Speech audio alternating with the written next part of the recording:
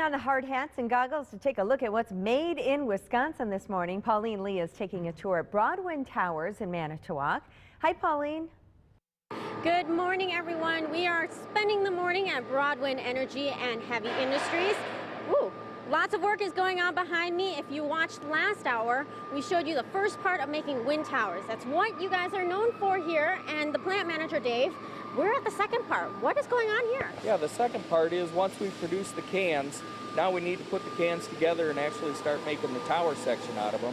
So behind me we have one of our manipulators that the cans have been fit together, and we're actually running what's called a sub-arc process, a submerged arc, and we follow certain weld procedures on every given weld to make sure that we're going to have a good structural weld when it's complete. So now, your wind towers are very tall. You can't complete the entire thing in here. How tall is each section? Sure. It varies by section and by design and who the customer is. We'll build towers that are anywhere from 80 to 96 meters tall, let's say. So they could be 3 sections to a tower. There could be 4 sections to a tower. The longest section we make right now is roughly 100 feet long. The towers, when they're fully erected, can be as tall as a football field high. Wow. Okay, and how long does it take you to make a wind tower? A wind tower is going to go through from start to finish when we bring plate in to the point where it's painted and going off the peninsula is roughly about 6 days. Well, thank you very much. We want to learn more about the company in general. I'm here with CEO Peter Dupree.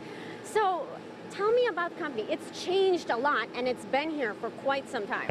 Yeah, so Broadwind Towers started in about 2003 and was probably a very small company, maybe a few $1 million in revenue. This year they'll do close to about $200 million in revenue. And we've seen a lot of growth in the wind tower market in the United States, which is really great. Investing in alternative sources of energy is one thing, but you guys also invest in your employees. Right.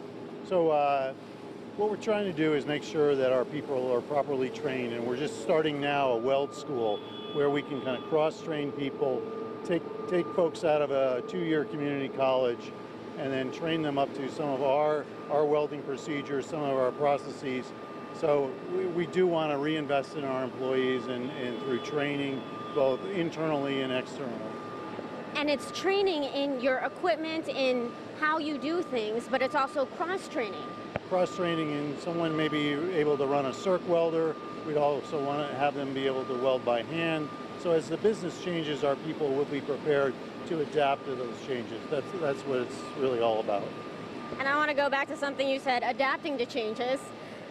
You have obviously adapted to alternative sources of energy, and you're taking on a new project. Without giving it away, tell us briefly just maybe how big it is.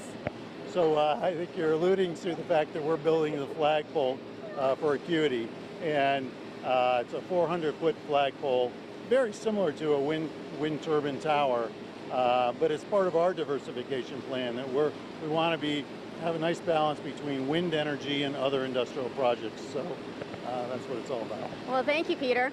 And he talked about the flagpole. We're going to go check it out next and see just how big it is.